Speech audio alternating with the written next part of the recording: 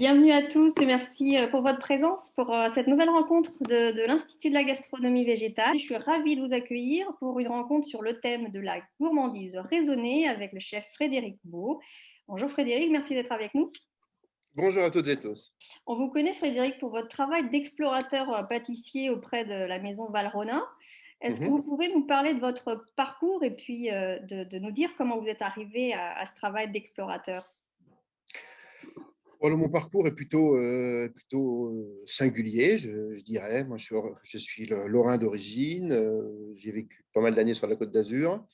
Et puis, j'ai toujours voulu être pâtissier depuis tout petit. Et j'ai eu la chance, je dirais, d'avoir globalement des très bons formateurs, des très bons maîtres d'apprentissage, et pas que, de très bons chefs qui m'ont toujours tiré vers le haut, qui m'ont toujours mis dehors de chez eux parce qu'il fallait que j'apprenne mieux ailleurs. Et quand j'ai quitté Claude Bourguignon à Metz, là où Christophe Felder, Gilles Marchal ont fait leurs armes aussi, eh bien, Claude Bourguignon m'a dit, Frédéric, vous quittiez ma maison, il faut que vous alliez à la capitale. Et donc là, j'ai rencontré Pierre Armé, nous étions en 85. Et donc, Pierre Armé venait d'arriver à Paris à peu près un an et demi chez Fauchon. C'était la grande époque où la pâtisserie se gastronomisait. On commençait à parler de la pâtisserie, non plus comme seulement un petit biscuit, une petite mousse, et puis voilà. On parlait de l'origine des amandes, on commençait à parler de l'origine de la vanille. Tout ceci grâce à des chefs extrêmement audacieux, et des gens qui ont vraiment une culture du goût. C'est les Jean-Paul Évin, les Robert Lynx. J'ai eu la chance de vivre cette époque où la pâtisserie a changé un peu d'univers avec des chefs qui vraiment l'imaginaient et la créaient de façon beaucoup plus gastronomique. Euh, un peu comme déjà à l'époque, on parlait avec un langage beaucoup plus émotionnel de la cuisine. Eh bien, moi, j'étais stupéfait de voir des Pierre Armé qui me parlaient de texture. Ils me disaient, mais Frédéric, il faut que vous goûtiez intelligemment. Et quand il me disait ça, je disais, goûter intelligemment. Qu'est-ce que ça veut dire, monsieur Hermé, goûter intelligemment? Donc, pour moi, c'était des mots qui me parlaient peu. Et puis finalement, ben oui, oui, goûter intelligemment, c'est pas se baffrer quand on est jeune. Moi, j'avais 18 ans à l'époque. Et donc, à 18 ans, 20 ans, on baffre des gâteaux par plaisir, par bonheur. Et bref, donc j'ai eu cette chance folle de passer 3 ans avec Pierre, qui m'a ensuite catapulté à Tain-l'Hermitage, chez Valrhona. J'étais tout jeune, j'avais 22 ans à peu près, pas tout à fait. Et pour créer ce qui est devenu l'école du Grand Chocolat, qui s'appelle maintenant l'école Valrhona, qui a fêté ses 30 ans l'année dernière.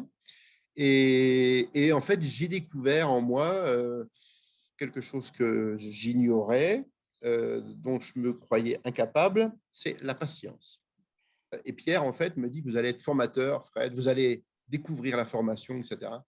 Et donc, j'ai découvert que dans ma vie, je suis très impatient, mais quand je suis avec des professionnels, puisque l'école de Valrhona ne forme que des professionnels, c'est de la formation, ce qu'on appelle de la formation continue, eh bien, je me suis découvert une patience en or, à voir en fait le plaisir que pouvait être de voir l'autre se dépasser, se surpasser, se sentir capable de faire des choses qu'il n'imaginait pas, et un peu grâce à nous.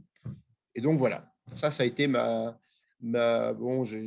entre-temps, il s'est passé plein de choses, mais mon histoire de pâtissier, en tout cas, c'est ça. Là, chez Fauchon à l'époque, un jour, je disais à Pierre Armé, j'ai toujours une grande gueule, hein, et j'ai toujours, il y a une expression que Pierre me disait souvent, parce que je posais toujours, j'étais un grand bavard, et souvent j'étais très culotté. Moi, je ne me rendais pas compte que Pierre Armé était déjà hyper connu à Paris, parce que moi, c'est la première fois de ma vie que j'allais à Paris. Et j'osais dire des trucs, les autres me regardaient, ils disaient, mais t'es fou, tu dis ça à Pierre Armé, mais ça va pas. Je dis, monsieur Armé, ce gâteau-là, vraiment, qu'est-ce qu'il est sucré, là. Et Pierre me disait, monsieur Beau, quand on vous appellera pot de chambre, eh bien, vous sortirez de sous le lit, seulement. Et donc, Vous remettez gentiment en place. je me souviendrai de ça toute ma vie.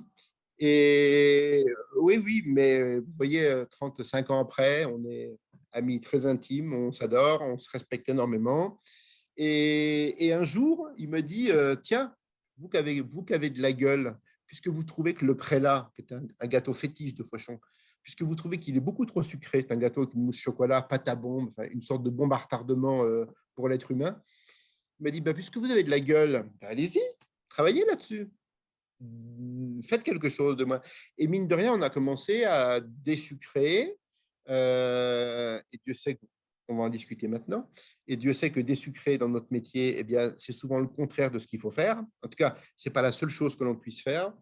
Désucrer, oui, on a désucré beaucoup de gâteaux, on a désucré les meringues, on a désucré les pâtes à bombe, etc., etc. Oui, c'était une toute petite partie de la guerre parce qu'on ne se rendait pas compte à l'époque que je n'avais pas du tout la gourmandise raisonnée en tête encore, et encore moins le végétal. Et quand on a commencé à comprendre, eh bien, ce qu'on se disait en off tout à l'heure, pour celles et ceux qui nous écoutent, avec Karine, c'est que, hélas, dans notre monde de la pâtisserie, le plus gros problème, ce n'est pas le sucre, c'en est un, mais c'est surtout le gras.